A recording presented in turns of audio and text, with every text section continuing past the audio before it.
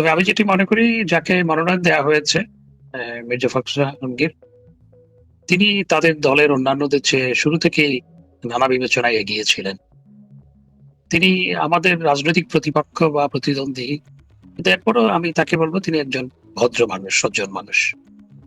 এবং তিনি বেফাস কথা কম বলেন, যদি বা অনেক সময় বলেছে নিজের অবস্থান ধরে রাখার জন্য দলের মধ্যে, কিংবা অনেক সময় বলেছে, কিন্তু কম্পারেটিভলি অনেকের তুলনায় তিনি অনেক মার্জিত কথাবার্তা বলেন। তো সেই হিসাবে তাদের চয়েসটা within their party is good, I would সে।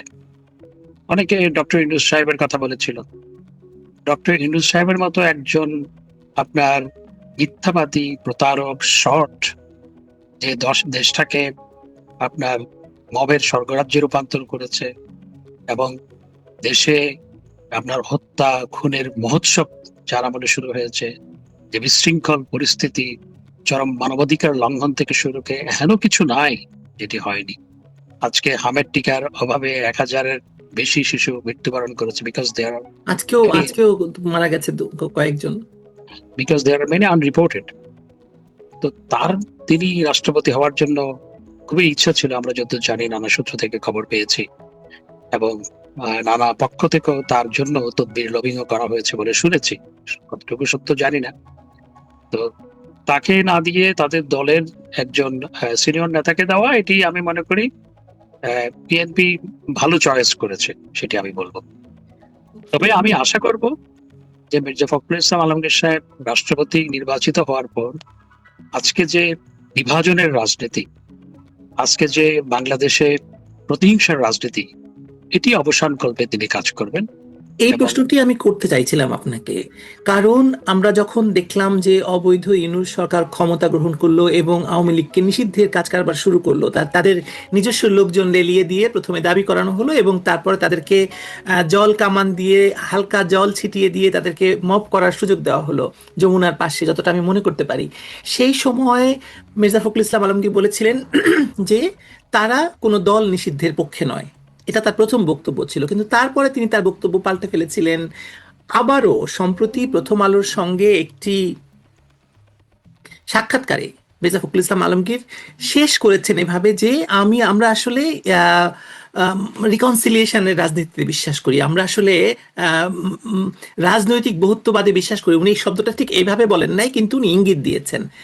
আপনার কি মনে হয় এই যে একটি মানে আসলে প্রেসিডেন্ট তো অর্নামেন্টাল হলেও জাতির অভিভাবকের পদ, উনি কি আসলে সেই অভিভাবকের পদটির মানে মর্যাদা করতে পারবেন কিনা, সমুন্নত রাখতে পারবেন কিনা? ওনার যে বক্তব্য সাম্প্রতিক সময় এবং লেটেস্ট বক্তব্য, যে একটা ন্যাশনাল রিকনসিলিয়েশনের কথা তিনি যেটি বলেছেন, আমি মনে করি একটা ন্যাশনাল রিকনসিলিয়েশন দরকার। জাতিকে এভাবে রাজনৈতিকভাবে, জাতি, সমাজ, মহল্লা সবকিছুকে রাজনৈতিকভাবে বিভক্ত রেখে এবং রন্ধ্রে রন্ধ্রে প্রতিহিংসা ছড়িয়ে দিয়ে আসলে কোনো জাতি এগোতে পারে না, এবং জাতির উন্নয়ন সম্ভবপর নয়। সেজন্য ন্যাশনাল রিকনসিলিয়েশন দরকার। এখন তিনি কতটুকু পারবেন সেটি তার ব্যক্তিত্ব এবং তার দল তাকে কতটুকু সহায়তা করছে। মূলত দলীয় সিদ্ধান্তের বাইরে গিয়ে তো তিনি কিছু করতে পারবেন না, তিনি হয়তো পরামর্শ দিতে পারবেন, কতটুকু পারবেন সেটি ভবিষ্যৎ বলে দিবে। তবে আমি আশা করব তিনি এই যে বহুধা বিভক্ত আমাদের সমাজ রাজনৈতিক ভাবে, এবং প্রতিহিংসার রাজনীতি, politics of denial, confrontation, hate, এটি থেকে দেশকে, রাষ্ট্রকে বের করে আনার ক্ষেত্রে তিনি ভূমিকা রাখবেন, এটি আমি আশা করব। হাসান মাহমুদ, অনেকেই বলেছেন যে, বা বলছেন, বিশেষ করে সামাজিক যোগাযোগ মাধ্যমে অনেকেই বলতে চাইছেন যে বিএনপি এবং আওয়ামী লীগের মধ্যে একটা যোগাযোগ তৈরি হয়েছে। আমি আপনার কাছে জানতে চাই যে আসলে এই যোগাযোগটা তৈরি হয়েছে কিনা। আমার এই ব্যাপারে কোনো ধারণা নেই, এটা অনেক স্পেকুলেশন হয়, বাট আমার এই ব্যাপারে কোনো ধারণা নেই। কিন্তু যেহেতু আমি রিকনসিলিয়েশন নিয়ে প্রশ্ন করছি আপনাদের আরো নেতৃবৃন্দকে, আপনার কাছে আমার একটি খুবই স্পেসিফিক কোশ্চেন আছে। যেমন ধরুন যে শাপলা চত্বর নিয়ে অনেক অনেক গল্প ছড়ানো হয়েছিল, অনেক ভয়াবহতা ছড়ানো হয়েছিল, এবং আদালত ইনভেন্ট করে আদালত তার সত্য উদ্ঘাটন করেছে। কিন্তু শাপলা চত্বর তো ঘটানো হয়েছিল আওয়ামী লীগ সরকারকে পতন ঘটানোর জন্য। এটা এটা একদম মানে সাদা চোখে আমরা সেটাই দেখেছিলাম, এবং সেই সময় বেগম জিয়া পর্যন্ত ঘোষণা দিয়েছিলেন যে আপনারা সবাই নেমে আসুন এই সরকারকে পতন ঘটানোর জন্য। কিন্তু তারপরে আপনারা হেফাজতের সঙ্গে একটা রিকনসিলিয়েশনে গিয়েছিলেন। আপনার মানে তখন তৎকালীন প্রধানমন্ত্রী হেফাজতের নেতৃবৃন্দকে গণভবনে ডেকে নিয়ে তাদের সঙ্গে আলোচনা করেছেন, খাবার খাইয়েছেন, এবং তারপরে তাদের একটা দীর্ঘ এবং শাপলা চত্বরের ঘটনা নিয়ে হেফাজত কিন্তু কোনো মামলা আপনাদের বিরুদ্ধে করেনি, বরং আপনাদেরকে বা প্রধানমন্ত্রী শেখ হাসিনাকে কওমি জননী উপাধি দিয়েছিলেন। এই যে আপনারা একটা রিকনসিলিয়েশনের উদাহরণ তৈরি করেছেন, আপনারা এই মুহূর্তে বাংলাদেশের যে অবস্থা, বাংলাদেশে যে আওয়ামী লীগ আর হচ্ছে পুরোটাই হচ্ছে আওয়ামী বিরোধী এই যে অবস্থা, এবং আওয়ামী লীগকে নিশ্চিহ্ন করে দেওয়ার জন্য আওয়ামী লীগকে রাজনৈতিক কোনো সুবিধা দেওয়া হবে না, রাজনীতি করতে দেওয়া হবে না, আওয়ামী লীগকে দেশে ঢুকতে দেওয়া হবে না, আপনাদের বাড়ি ঘর সব নিশ্চিহ্ন পুড়িয়ে দেওয়া হয়েছে, জেলের ভিতর হত্যা হচ্ছে, রিকনসিলিয়েশনের জায়গাটা আপনারা কেমন ভাবে দেখছেন, কোথায় দেখছেন? এখন যদি ন্যাশনাল রিকনসিলিয়েশন করতে হয়, সেটি যারা এখন রাষ্ট্র চালাচ্ছে তাদেরকেই উদ্যোগী হতে হবে। আমি ব্যক্তিগতভাবে মনে করি যে একটা ন্যাশনাল রিকনসিলিয়েশন দরকার, এবং সেটি করতে হলে যারা ক্ষমতায় আছে, দেশ চালাচ্ছে, তাদেরকেই সেটার উদ্যোগ নিতে হবে। আর আমি সবসময় আলাপ আলোচনায় বিশ্বাস করি, এবং ন্যাশনাল রিকনসিলিয়েশন করতে হলে প্রথমত আওয়ামী লীগের উপর যে নিষেধাজ্ঞা, সেটি তো প্রত্যাহার করতে হবে। যেই দলটি দেশের স্বাধীনতা সংগ্রাম, স্বাধীনতা যুদ্ধে নেতৃত্ব দিয়েছে, স্বাধীনতার পরে 6 বার রাষ্ট্র ক্ষমতায় গেছে, হ্যাঁ, সুতরাং সেই প্রায় 25 বছর ক্ষমতায় ছিল, সেই দলকে আপনি, যেই দলের জনসমর্থন আজকে বিভিন্ন আন্তর্জাতিক আপনার ক্রেডিবল অর্গানাইজেশনের প্রাক্কলন অনুযায়ী, জরিপ অনুযায়ী, যেই দলের জনসমর্থন 50% বেশি, জননেত্রী শেখ হাসিনার জনসমর্থন বা অ্যাপ্রুভাল রেট ইজ মোর দেন 85%। তো সেই দলটাকে আপনি নিষিদ্ধ করে রাখবেন, এবং এই ধরনের ভুয়া মামলা, বিশেষ করে আপনি যেই মামলার কথা বললেন, সেই মামলাতে আমি নিজেও আসামি। হেফাজতের মামলায় আমি নিজেও আইসিটি ট্রাইব্যুনালে, আরেকটি মামলায় তো আমি 1 নাম্বার আসামি, যেটার খুব দ্রুত বিচার চলছে আইসিটি ট্রাইব্যুনালে। পরে এইটাতে দেখলাম আমি 8 নম্বর আসামি। তো এখন এইভাবে মামলা দিয়ে আপনার এইভাবে ভুয়া মামলা, মিথ্যা মামলা, এবং শত শত হাজার হাজার মামলা দিয়ে 2 লক্ষ মামলা, 60 লক্ষ আপনার 60 লাখ 6 মিলিয়ন একিউজড, এভাবে এগুলো রেখে এবং বিভিন্ন জায়গায় মব সন্ত্রাস হচ্ছে, সেগুলোর কোনো বিচার হচ্ছে না, সেভাবে তো ন্যাশনাল রিকনসিলিয়েশন হবে না। প্রথমত আওয়ামী লীগের উপর নিষেধাজ্ঞা প্রত্যাহার করতে হবে, এই যে ভুয়া মামলাগুলো সেগুলো প্রত্যাহার করতে হবে, স্টপ করাতে হবে। তারা সরকার গঠন করার পর স্বরাষ্ট্রমন্ত্রী সালাউদ্দিন সাহেব প্রথমেই বলেছিলেন যে অনেক ভুয়া মামলা হয়েছে, তিনি নিজেই বক্তৃতায় বলেছিলেন যে সেগুলোর ব্যাপারে কি করা যায় আমরা ভাবছি। এখন দেখা যাচ্ছে সেগুলোর ব্যাপারে কিছু হচ্ছে না, বরং আরো নতুন নতুন ভুয়া মামলা দেওয়া হচ্ছে। আমাদের দেশের চিফ জাস্টিস জামিন পাওয়ার পর তাকে আবার আরেক মামলায় শোন এরেস্ট দেখানো হচ্ছে। 5 বার 7 বার হাইকোর্ট থেকে জামিন পাওয়ার পর আবার আপনার জেলগেটে অন্য মামলায় গ্রেপ্তার দেখানো হচ্ছে, যেটি পৃথিবীর কোথাও এরকম হয় কিনা আমার জানা এবং নেই। এটা এটা মানে আদালতের মাধ্যমে ন্যায্য করা হয়েছে যে মানে পুলিশ চাইলেই সেটা করতে পারবে, যেটা আসলে নিষিদ্ধ ছিল। হ্যাঁ, এগুলো করা হয়েছে। সুতরাং এটি আসলে একটা, আমি what I would say, I mean this is, আমরা বাংলায় বলি না যে মগের মুল্লুক, এখন এই যে মগের মুল্লুকের রাজত্বই তো চলছে। এইভাবে এগুলো তো মগের মুল্লুকের রাজত্ব, এইভাবে তো ন্যাশনাল রিকনসিলিয়েশন হবে না। এগুলো বন্ধ করতে হবে, এবং আওয়ামী লীগের উপর নিষেধাজ্ঞা প্রত্যাহার করতে হবে। এবং আওয়ামী লীগ বললেই অ্যারেস্ট করে, জয় বাংলা স্লোগান দিলেই অ্যারেস্ট করে। জয় বাংলা, আরে জয় বাংলা তো আওয়ামী লীগের স্লোগান না, জয় বাংলা মুক্তিযুদ্ধের স্লোগান। এবং গতকাল বিএনপির সিনিয়র যুগ্ম মহাসচিব রিজভী সাহেব যেভাবে নেত্রী বঙ্গবন্ধুর পরিবার সম্পর্কে কথা বলেছে, এটি খুবই দুঃখজনক। আমার প্রশ্ন জাগে, তিনি কি সুস্থির মস্তিষ্কে এই কথা বলেছেন কিনা? বঙ্গবন্ধুর বড় পুত্র শেখ কামাল মুক্তিযুদ্ধের সর্বাধিনায়ক, মুক্তিযুদ্ধের প্রধান সেনাপতি, এমএজি ওসমানীর এডিসি ছিলেন, হি ওয়াজ সেকেন্ড লেফটেন্যান্ট, এডিসি ছিলেন। এবং বঙ্গবন্ধুর ছোট পুত্র শেখ জামাল বন্দি অবস্থা থেকে পালিয়ে গিয়ে মুক্তিযুদ্ধে অংশগ্রহণ করেছিলেন। এবং জননেত্রী শেখ হাসিনা সহ তারা পুরো আপনার এই মুক্তিযুদ্ধের সময় আপনার অন্তরীণ ছিলেন। এমনকি 16ই ডিসেম্বর দেশ স্বাধীন হওয়ার পরও তারা মুক্তি লাভ করেননি, তারা আরো 2 দিন পরে মুক্তি লাভ করেছেন।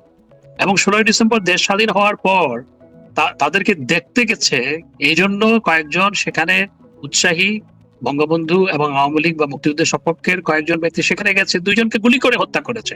সেখানে কেন গেল, গাড়ি চালিয়ে, আমার নামগুলো এখনো ঠিক মনে নেই, তাদেরকে হত্যা করা হয়েছে। এবং সজীব ওয়াজেদ জয়ের জন্ম এই তারা অন্তরীণ থাকা অবস্থায়। এই নিয়ে যেভাবে রুহুল কবির রিজভী সাহেব কথা বললেন, এটি সত্যি দুঃখজনক।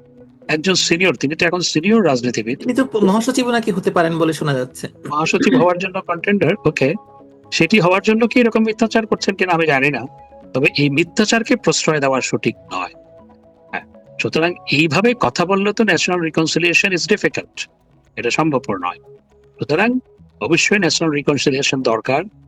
এবং আমি মনে করি যে মির্জা ফখরুল ইসলাম আলমগীর সাহেব রাষ্ট্রপতি নির্বাচিত হলে পরে তিনি যেটি লালন করেন মনের মধ্যে, আমি তার বিভিন্ন সময়ের বক্তব্যে যেটা মনে করি, সেই লক্ষ্যে তিনি কাজ করতে পারবেন দলের মতামতের ঊর্ধ্বে উঠে, এবং তিনি সত্যিকার অর্থে একজন রাষ্ট্রপতি হিসেবে কাজ করতে পারেন, সেটি আমি আশা করি। ডক্টর হাসান মাহমুদ, আমরা দেখতে পেলাম যে গত 5ই আগস্ট জননেত্রী শেখ হাসিনা যখন বক্তব্য রাখলেন একটি দিল্লিতে একটি আয়োজনে এবং একটি ফরেন করেসপন্ডেন্স ক্লাবের আয়োজনে, এবং সেই সাংবাদিক সম্মেলনে উনি 5টি দাবি জানালেন, এবং তারপর থেকে বাংলাদেশের পক্ষ থেকে একটি অভাবনীয়, মানে খুবই কূটনৈতিক শিষ্টাচার বর্জিত অনেক রকমের আচরণ দেখতে পেলাম। এবং তারপর সেই আচরণগুলো আবার থেমে গেল যখন মানে কূটনৈতিক দৌড়ঝাঁপ শুরু হলো, বিশেষ করে সার্জিও গোরের সফর, তারপরে হচ্ছে দীনেশ ত্রিবেদীর সঙ্গে 3জন প্রধানমন্ত্রী, পররাষ্ট্রমন্ত্রী এবং স্বরাষ্ট্রমন্ত্রীর বৈঠক হলো। সেইখানে পররাষ্ট্রমন্ত্রী বলছেন যে ভারতের কাছে তাদের দাবি, এবং তারা খুবই নাখোশ যে ভারতে বসে শেখ হাসিনা কেন রাজনৈতিক বক্তব্য দিচ্ছেন বা শেখ হাসিনা কেন রাজনীতি করছেন। আমরা তো এই ঘটনা আগে দেখেছি, বাংলাদেশের রাজনীতিবিদরা অন্য জায়গায় গিয়ে, বিশেষ করে লন্ডনে গিয়ে, যখন তারেক রহমান 17 বছর ধরে পুরো দলটাকে বাঁচিয়ে রাখলেন এবং এখান থেকে গিয়ে উনি প্রধানমন্ত্রী হলেন, তাহলে সেই সময় কি আপনারা এই প্রশ্ন তুলেছিলেন যে লন্ডনে বসে কেন রাজনীতি করছে? আমার প্রশ্ন হচ্ছে, যারা জননেত্রী শেখ হাসিনা অনলাইনে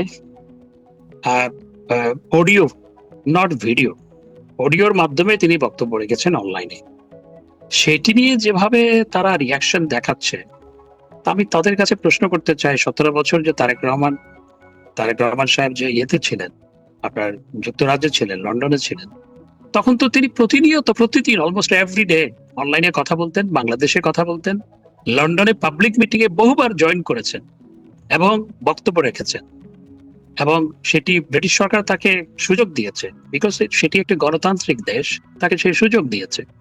এবং তিনি এইভাবে দলের ভারপ্রাপ্ত চেয়ারম্যানের দায়িত্ব পালন করে গেছেন। তা এখন জননেত্রী শেখ হাসিনাকে তো আমি মনে করি যে ভারতও একটি গণতান্ত্রিক দেশ, যেই সুযোগ সুবিধা লন্ডনে বসে তারেক রহমান পেয়েছিলেন, সেই একই রাজনৈতিক সুযোগ সুবিধা তো জননেত্রী শেখ হাসিনাও পেতে পারেন, এবং সেটি দিলে পরে কারো কিছু বলার থাকার কথা নয়। কারণ ভারত একটি গণতান্ত্রিক দেশ, মানুষের মত প্রকাশের স্বাধীনতায় বিশ্বাস করে, এবং তারেক রহমান যখন এই সমস্ত বক্তব্য দিচ্ছিলেন, তিনি তো শাস্তিপ্রাপ্ত আসামি ছিলেন, যাবজ্জীবন কারাদণ্ডপ্রাপ্ত আসামি ছিলেন। এখন যে পররাষ্ট্রমন্ত্রী বললেন যে এটি কেন ভারত দিল, তো ওনার কাছে আমার প্রশ্ন যে আগে যে তারেক রহমানকে ব্রিটিশ সরকার দিয়েছে, সেটা নিয়ে ওনার কি বক্তব্য? ভারত তো বাংলাদেশের আইন মেনে চলে না, ভারত নিজস্ব আইনে চলে, নিজস্ব রীতিনীতিতে চলে, তাদের পলিটিক্যাল নর্মস আছে, একটি গণতান্ত্রিক দেশ, গণতান্ত্রিক রীতিনীতি চর্চা আছে।